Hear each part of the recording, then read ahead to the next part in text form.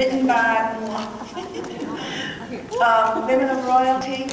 It comes from a revelation. Actually, I was not going to share it. The Lord told me years ago that the first time I speak anywhere, I am to share this revelation. And so I did not plan to do that tonight because I shared this probably 20 or 25 years ago here.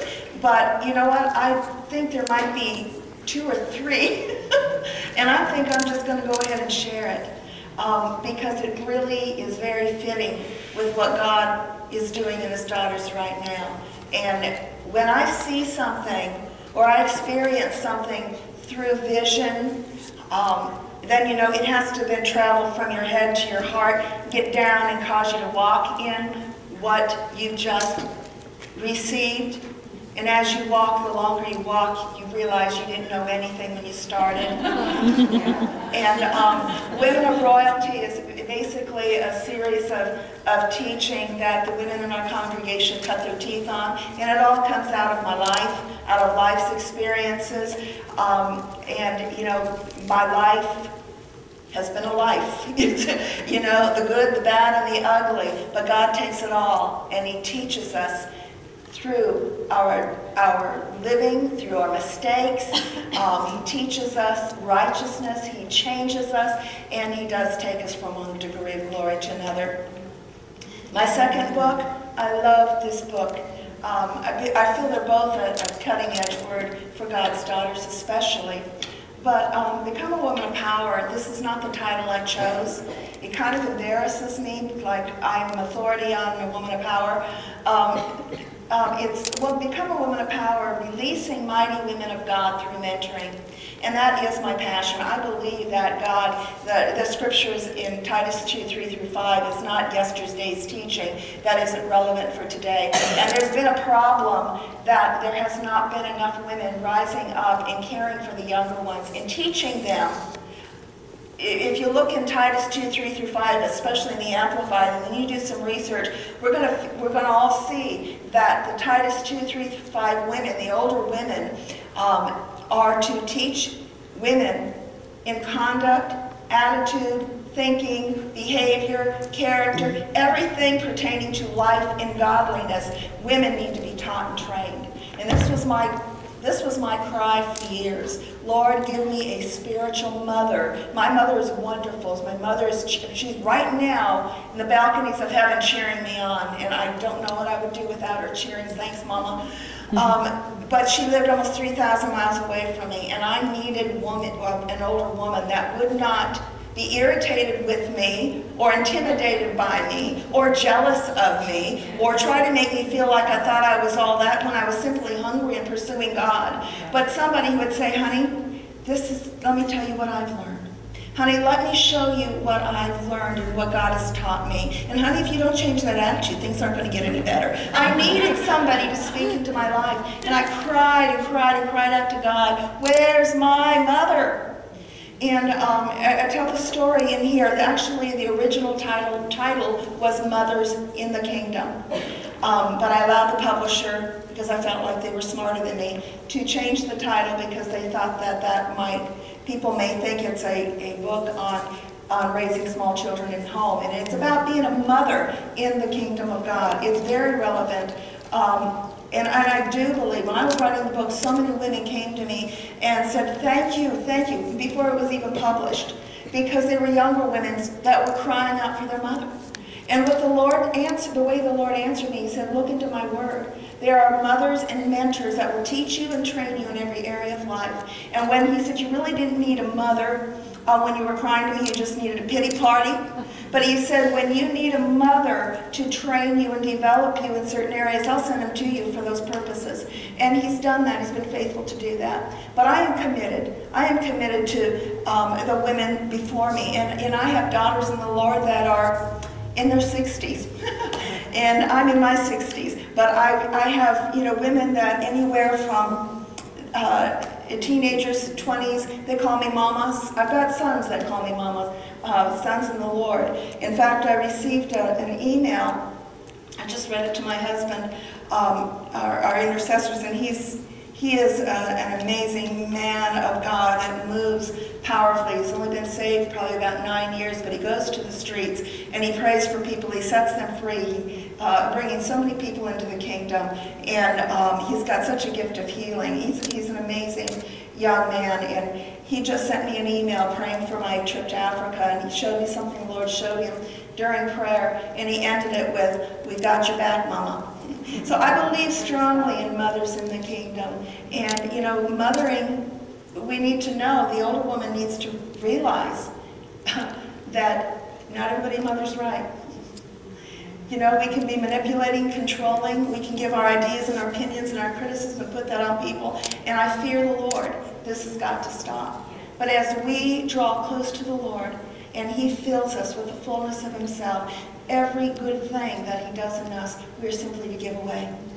And it's not about control at all. It's about stirring up, motivating, stirring up, encouraging, imparting, releasing them to do better and greater things than we ever dreamed of doing ourselves. Isn't that the real heart of a mother? So I encourage you, if you're interested, to pick up these books. First of all, I want to thank you for having me in. It really is an honor to be here, and as Diane said, I don't feel like I've met, some of your faces are familiar, but I don't really know most of you. But the three of the ladies here mentioned, and then Linda from Salina, we go way back in conversation and talking and praying for one another and blessing one another. Carolyn Lutz, we've spent time a few times up at Prayer Mountain, and that was such a blessing to us. And we had times of fellowship, intimate fellowship with one another. The Doves, we've been to Albania together, and that's where we got to know them and have some good memories and a lot of funny memories too, because when God's people do special things together, they have fun. And last but not least, Mama Kathy, who I want to say, you know deep in your heart who you are and what God's called you to be and called you to do. But very soon, others are going to know that beyond what they know now. And God's going to do, there's going to be a new release in you very, very soon. It's happening already. Amen. But, so it's an honor to come and be able to minister and share what God's put in my heart with those that I know and I love, and with those that they know and they love. I want to tell you a little bit about myself first, and I told you briefly. I've been married this June will be 46 years, and I was a very young bride. But I was brought up in a Christian home. My husband was brought up in a Christian home. And at 8 years of age, I gave my life to Jesus Christ. At 8 years of age, he called me to the ministry. And at 8 years of age, almost every time there was a mission, at 8 years of age, when we had a mission Sunday, I went forward and committed my life to go to Africa. So it was 19 years ago that I went to Nigeria, and that trip in itself transformed my life. I went there. It was a huge women's convention. I was asked to be the main speaker, and don't be impressed, I think it was because I was white.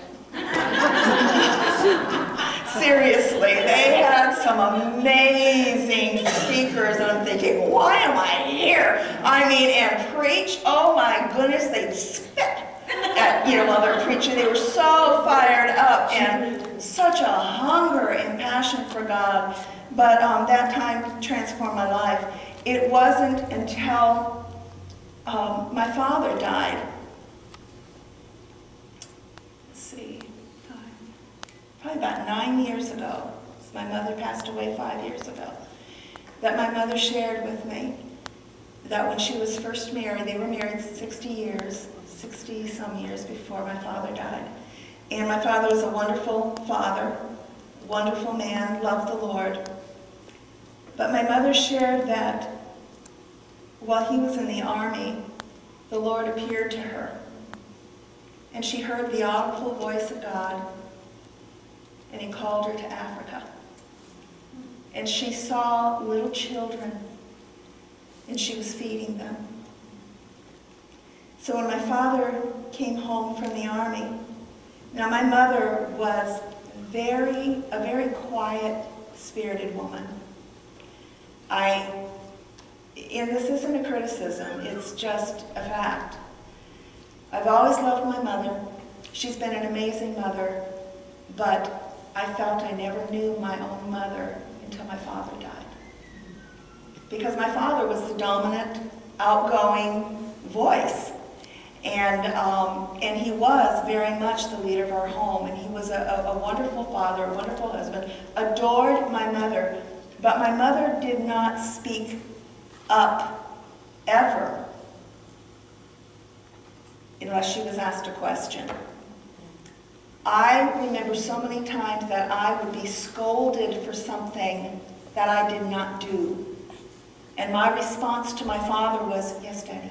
Yes, Daddy." Now, he was not abusive. He did not beat us. There was something